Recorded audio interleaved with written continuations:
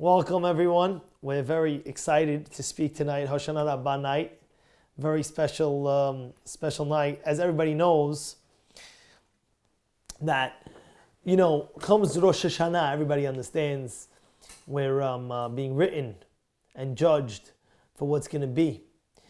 And during the Aseh Metuvah, right, we are, because of Metuvah, like, it says Aryeh. You know Aryeh, what Aryeh means? Aryeh is like the lion. What's the lion? How do you spell Aryeh? Aleph is Elul. That's the beginning. We're starting a process. After that, Aryeh comes Resh, the Rosh Hashanah. A person's being judged on his upcoming year, what's going to be. After that, you have Aryeh, you have the Yud. And that's the Yom Kippur, where a person is finalized the seal. And now comes Hoshana Rabbah, which is the Hey, Aryeh. It's the Hey of the Aryeh. And that is where a person, his petek, his envelope that's supposed to be happening throughout the year is given out to the angels to enact on it. And therefore is a very big inyan, how we stay up all night, Hoshana Rabbah night, and we sit and we learn Torah, and we steig and we grow with it. And this is a great zechut that we have. It's a great zechut to speak about it as well. That's just the beginning. Now, what do we have to do? What is our avodah in the whole Sukkot, Simchat Torah, everything? And that is, there's avodah me'yirah, and there's avodah me'ahava and simcha. Meaning it says, Ivdu et Hashem be'yirah, and it also says, Ivdu Hashem be'simcha. Now, Ivdu Hashem be'yirah, that was what? All Elul, Rosh Hashanah, Yom Kippur, we were all afraid. Fasting, and we had Tzom Gedalia, and we had Yom Kippur fasting, and Elul Selichot. Now comes Hoshana Rabbah, comes after all that, Sukkot. And what's the avodah of Sukkot? The whole avodah is simcha. Zman simchatenu. There's a famous Rashi and there's a famous inyan that I want to bring out. And that is in Parashat Kitavo. Parashat Kitavo. How many curses are there in Parashat Kitavo? 98 curses. 98 curses. You flip out. You read the curses in Parashat Kitavo and you say to yourself, is this real? Is this real? I'm going to be 98 curses, like the wildest curses they can imagine. And what does it say right after that? It says, Tachat Hashem b'simcha u'b'tuv lebav. Why? And the answer they bring down is because we didn't serve Hashem with simcha. Yeah, how important simcha is? You know, the Gemara in Kiddushin says something amazing. You can have two guys. You have two kids. One kid, he gives his father's steaks, filet mignon, lamb chops, all the awesomest things. And it says he's not getting his schar as much as the other guy who's giving him some oatmeal. What do you mean, Rabbi? How could it be? How could it be? Tell me. You have one kid giving his father oatmeal and his schar in Shamayim is crazy amazing.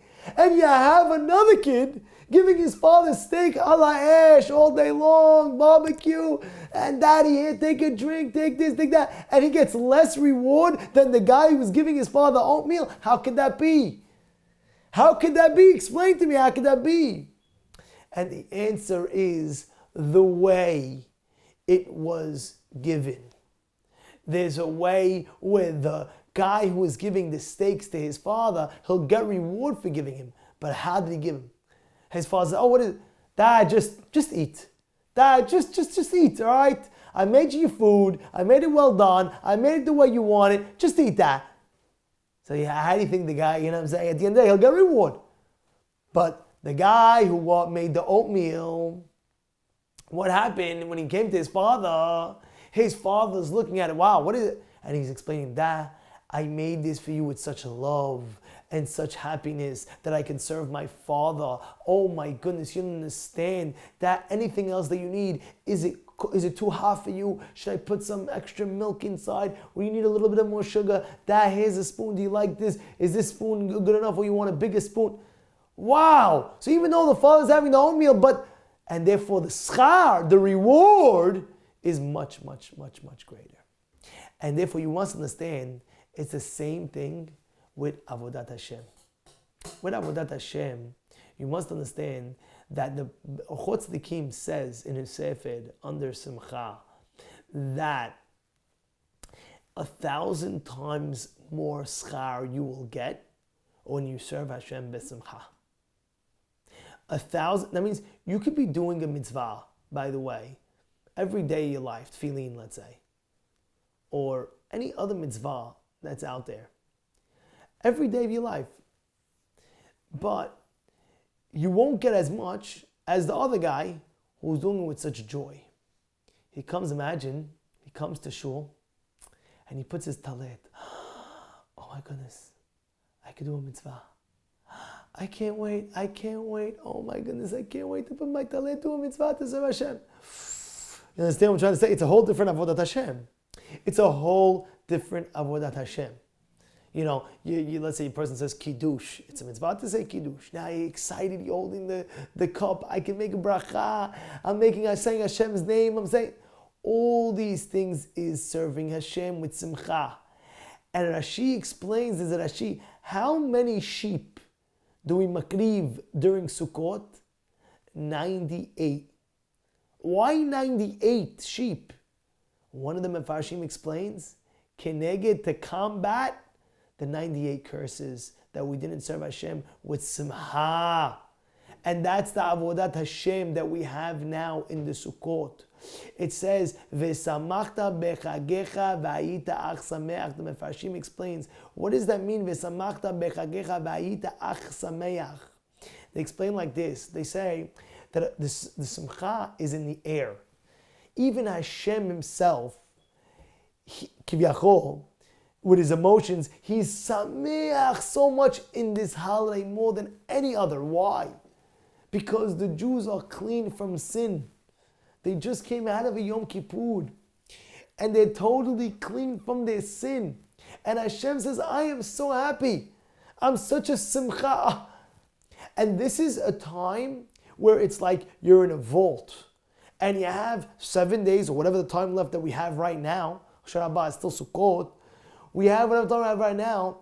And that's the time where we always have to be mesameach on a constant basis. Right? Like what? Like the Gaon Vilna, they asked him, what's the hardest mitzvah? And he said, Sukkot. He says, why? Because it says, V'samachta b'chagecha, you have to be happy, right? And the happiness is every second of Sukkot. You're happy, you get another mitzvah, another mitzvah, another mitzvah. The Barbanel explains that is like a simcha vault, where the more happy you are, the more you could nurture throughout the whole year for simcha. Now, how do you be sameach? If you look in the Sefer Ochot Tzadikim, under simcha, he has a whole section over there about bitachon. You want to be happy in life, one of the things that you must have is trust in Hashem. That's for sure. I took my kids out for a Chol HaMoed, whatever. And I went to this 9/11, the 9/11 tribute. And it was closed, and my kids like, that, what is this, what is that? One of the security guard ladies, she came, and she said, how can I help you, sir? And says, could you tell my daughters what happened the day of 9/11? So she looks at me and she says, I think that's a parent job. She says, no, I'm okay. I'll see just in a broad way. You don't have to go through details. And she started saying that there was a plane, it got hijacked, it hit the building, and all the thing, and got hijacked. And then my daughter said, that's scary. Listen what the security lady said to a 10-year-old girl. She looked at her and she says like this: don't be scared in life from anybody or anything, because there's God that's in control of everything. I'm telling you, from a security guard, a lady standing in Manhattan, you think to yourself, what? The guy is giving chizuk, saying there's nothing to be afraid of. There's nothing to be scared of. When you know that God is holding your hand and walking with you, like the Orach Chaim HaKadosh brings down, that the Orach Chaim HaKadosh says that HaKadosh Baruch Hu is thinking of us all the time. It's not like, oh, you know what? Every single individual to who you are. I always say this from Meir Sultan, right? He's a rabbi now in LA. Maybe the LA people that are listening now, they know who he is. But I remember we were walking down on Beit Vegan in Israel. I learned in Israel for many years. About 4 years I was living in Israel. Amazing. I loved it, by the way. Anybody who's thinking of doing the year of Israel, make sure you do that. I'm telling you, best experience of your life, okay? That's first, all right?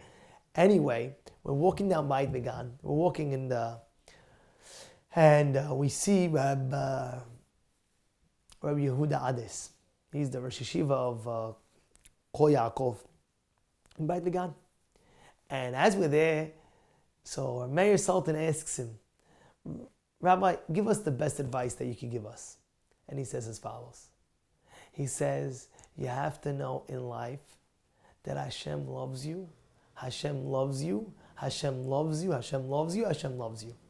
You understand, if you heard this whole class and you just got this, it's worth it. Of course, everything else is worth it. Of course, they listen to right now in this class. But this is the line that you have to be living with in your brain.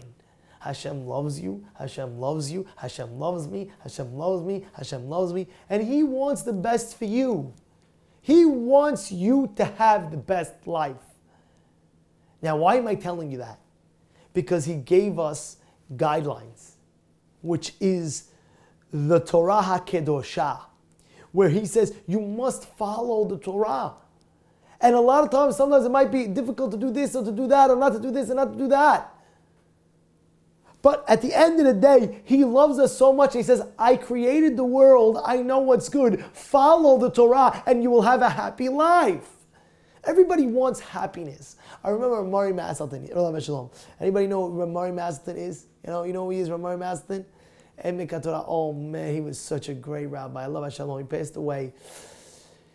But I remember he used to have a famous thing when Baal Tshuvas used to come to him, getting religious, getting chizuk.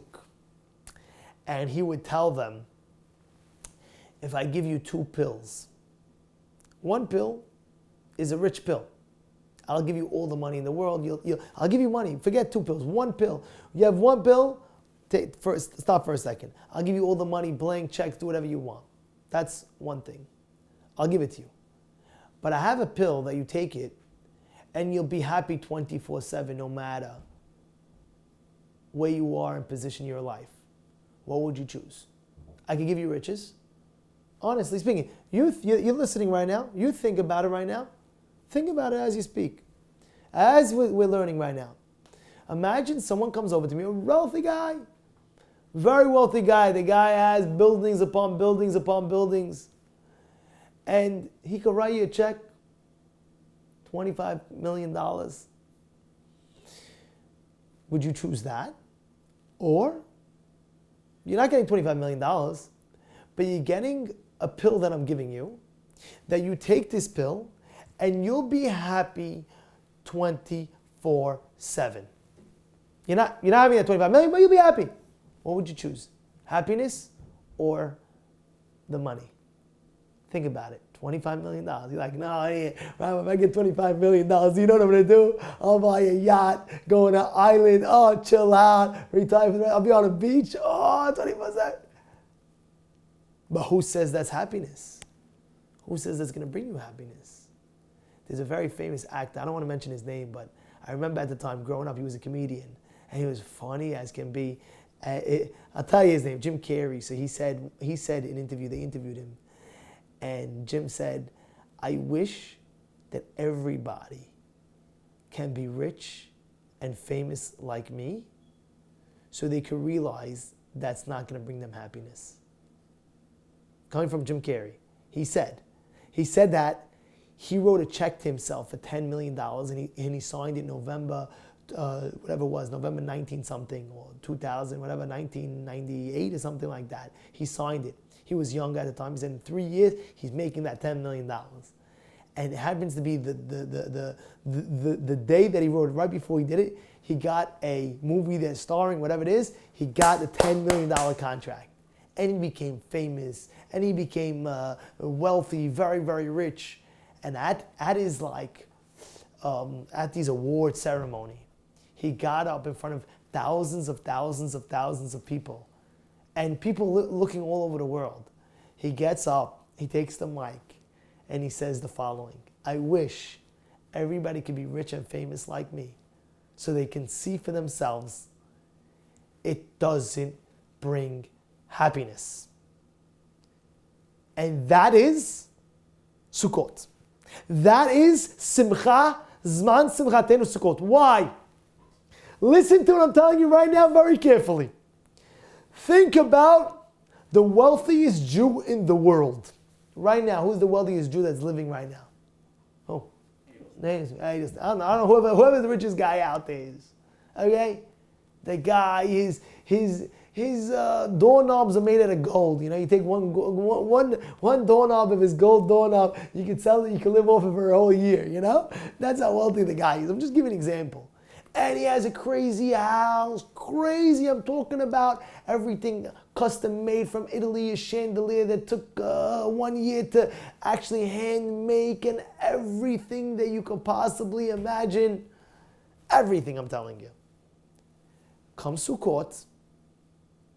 He's sitting under the same roof as every single Jew out there. Bam. Every Jew. Hashem says, leave your house, sit in Sukkah. You know why? Because I want to show and prove to you this point.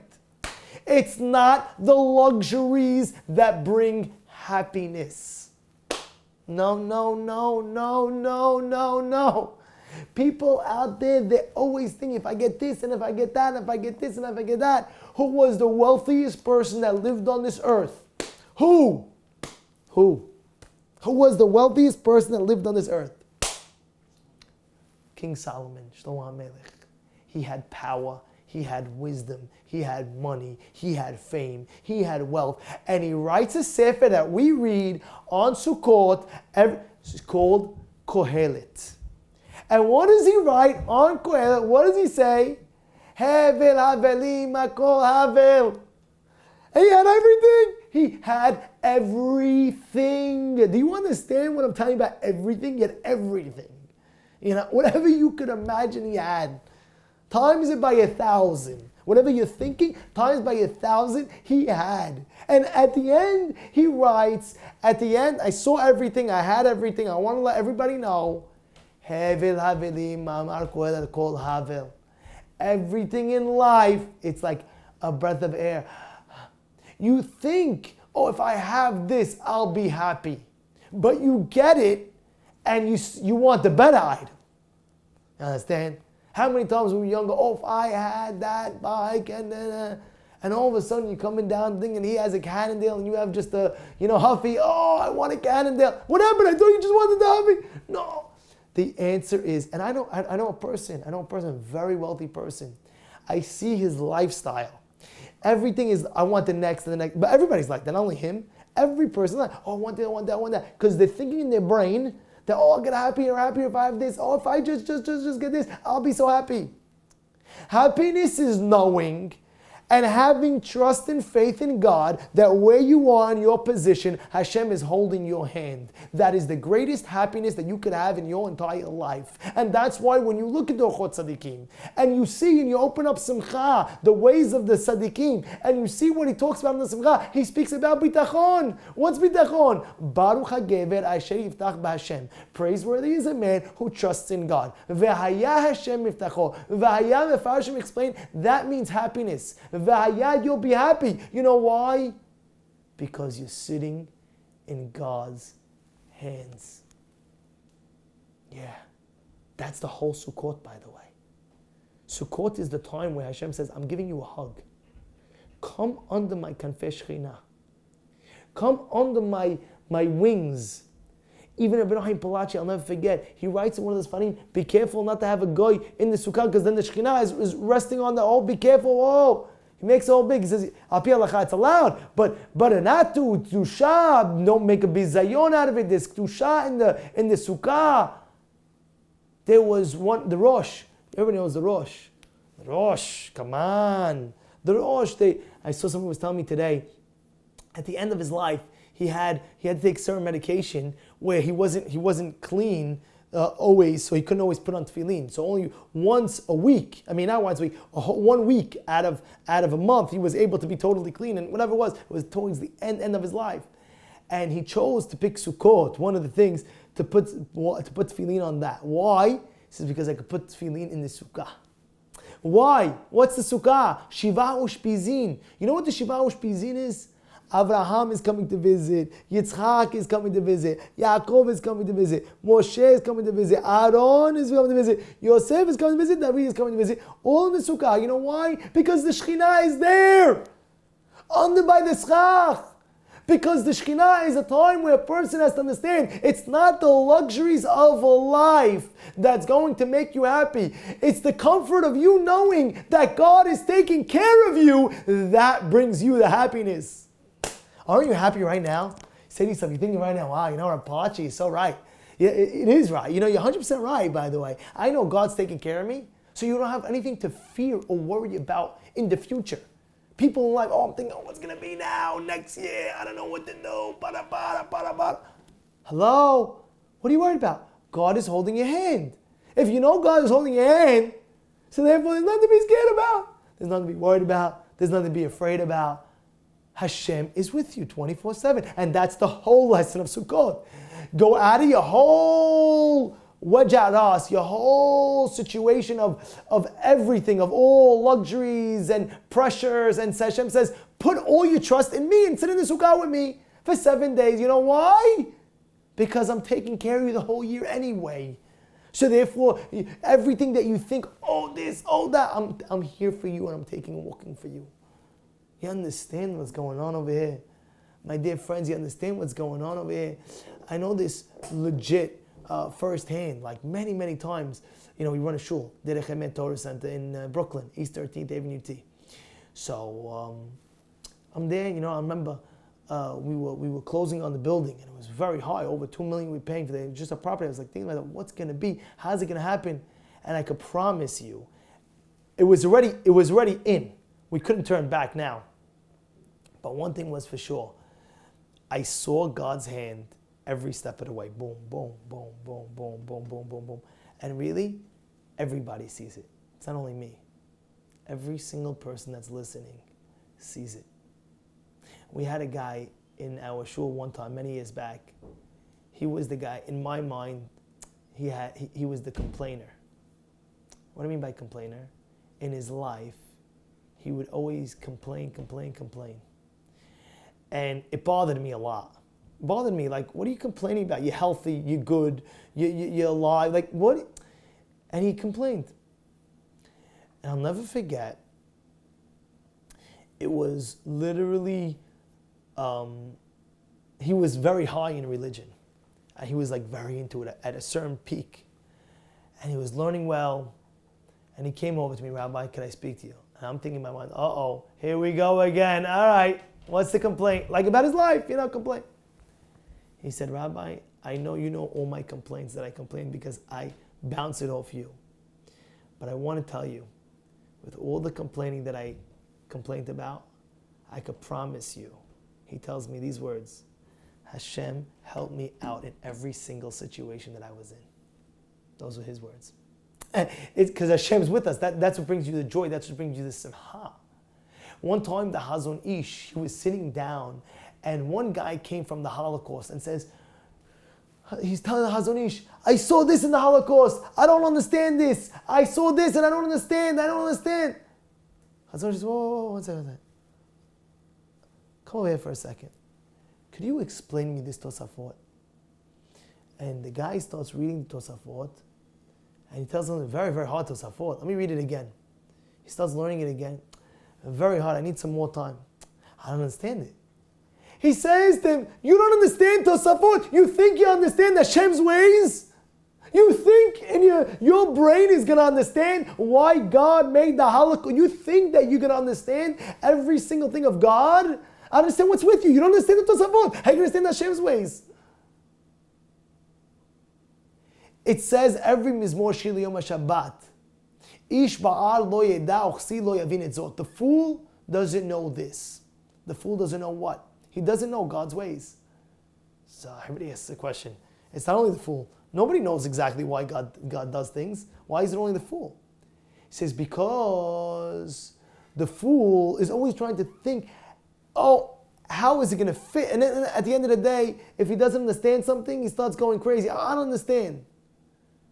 But the wise person understands that God's ways are above him. And sometimes he's not going to understand, but that's okay. Because at the end of the day, he's my Father in heaven, and he's watching over me 24/7. And this is really the simcha that we have and that we take along with us through this Chag. In the beginning, it was Ivdu et Hashem b'yirah. Yeah, that's a very big avodah. To serve Hashem out of yirah. We must understand though, the second part, Ivdu et Hashem b'simcha. And a person has to live his life according to the fact where he has the zechut to serve God. Hashem picked you out of billions of people. You must understand something. Stop right here, right now. You were chosen out of billions of people. How many people are there in the world? Over 13 billion, 14 billion people, right? Am I right? 13, 14 billion people? Or 7 billion people? 7 billion, mechila. 7 billion people. How many Jews are there in the world? How many Jews? How many Jews? About 13 million. The percentage of you being born Jewish is so almost impossible. You could win, you could play the mega lottery and win it 150 times in your lifetime than to have odds that you'll be born Jewish. The fact that you know that rule right now, you should be happy that God picked you. Every time we go to the Torah, you know what bracha we make? A man gets an aliyah for the Torah. What's the bracha that he makes? Asher bachar banu mikol ha'amim. Hashem, you chose me from all the other nations. You got picked out of the hat. Hashem says, you are the chosen nation. Even the non-Jews know that the Jews are the chosen nation. So you are the chosen nation. You won the lotto. You won the mega billion, trillion, zillion. There shouldn't be a day in your life that you shouldn't be flying the fact that you're Jewish. You're born Jewish. Oh-ho! Oh-ho! And now God says, keep the mitzvot for your own good. Wow. Oh boy, I can't wait to do my next mitzvah. I'm going to do it with such joy. Hashem, thank you for picking me as a Jewish person. I'm going to do the mitzvah with such joy and simcha. The Gaon in Vilna. And when he was passing away, he was holding the seat. And he was crying, and he said, they told him, why are you crying? You're going to get in. He said, yeah, because a few pennies over here. Back then it was a few pennies. He could buy a seat and wear it and grab mitzvot that Hashem will pay you netzach netzachim, billions of trillions, reward in olam haba. How is he going to leave this world? Not doing the mitzvot. Every Simchat Torah, there's a famous statement. We sing, right? When I sing, Olam hazeh is a good inzach. Olam haba is a, right? Olam haba. Olam haba is a good example. Olam haba, olam haba is a good zach. It's awesome. Olam haba, take any pleasures that you can think of in this whole entire world, put it in a capsule from the beginning of creation to the end of creation. It doesn't equal to one sniff of the outside waiting room of the Gan Eden. Forget it. That olam haba is a good zach. But learning Torah is the best in zach. It's better than, what? What do you mean? How could it be? Because over here, you have that challenge. All day long, you have a challenge with the Yetzer Hara. And Hashem wants to see how much you love Him by conquering